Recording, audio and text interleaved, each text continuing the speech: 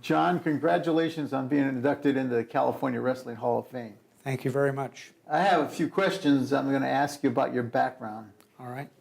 The first one is, what individual had the greatest impact on your wrestling career? For me, it was a gentleman by the name of Coach Pat Bandy. He was at Chaffee High School, 1963-64 school year, and he just had come off of a CIF runner-up championship at Upland High School. So I had a lot of confidence that he knew what he was talking about, and he encouraged me, even though I only had 1 year of wrestling, to make the most of my senior year. And fortunately, it was a great experience. So I owe a lot to Mr. Bandy. Yeah. Who was your wrestling idol or hero growing up? Well, in 1964 and 65, I started wrestling a lot of the Southern California AAU tournaments, and there was a gentleman by the name of, Lieutenant Faber Jenkins was his name. And he would do these moves, the front saltos and back souffles, and so I watched him and studied him every time we would go to a AAU tournament, and he was the one that I felt that I would like to emulate him and maybe someday be fortunate enough to be as good as he was. He was a wonderful wrestler. What personal attribute contributed to your success in wrestling? Well, some might find it hard to believe, but it has a lot to do with the sport of basketball. In high school, I was a basketball player for 3 years, and you do a lot of defensive, footwork and movement, and I feel that really helped me when I wrestled as far as being good on my feet and being able to, score takedowns, defend takedowns. And for me, I think it was a real good attribute to have played basketball earlier. What is the most outstanding memory you have from your career in wrestling? Well, mine is from the coaching realm. In 1992, I had a team that won not only the dual meet title for the 4A championship, but at the individual tournament as well. So we had 2 titles within that week, and for me personally, that's the highlight of my career as a coach, and even just that's the way I look at it. That was the tops right there. Throughout your wrestling career, what is the single most memorable match or event?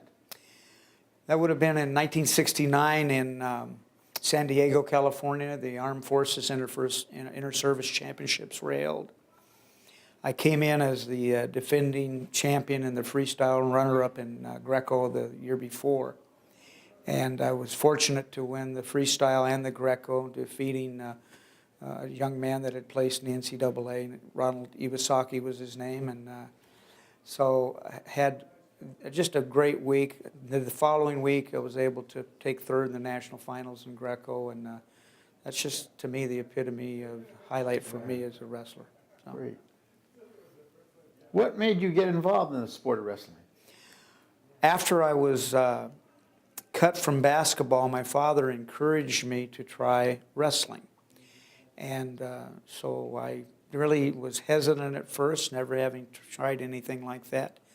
But through my father's encouragement, I went on and found the sport to be very challenging, and my brothers all wrestled, and it changed the dynamics of the Rice family.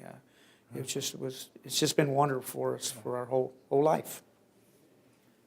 If you had the opportunity to start your career again, is there anything you would change? One thing in particular was my offensive strategy was typically with a whizzer, like Coach Smith, Bill Smith, and I would often whizzer. But later, as I coached, after college, I felt I would have probably been more successful to go to an underhook series rather than the overhook or whizzer, and I kind of regretted that I wasn't willing to change my style maybe and become a little more comfortable with that.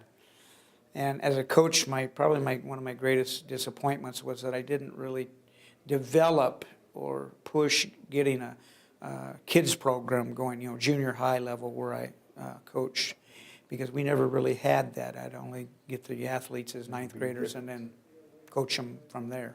So What would you like people to remember about you? I think as people might remember me, maybe as a good competitor and one that showed respect to not only my competition, but to the officials. And I think that's the thing I would like to be known for, not necessarily for, my wrestling, but, he was a gentleman on the mat and off the mat. That's what I think I would like people to remember me for. John, I want to congratulate you again for being inducted into the California Wrestling Hall of Fame. Thank you, Dr. Congratulations. Abraham. I appreciate it.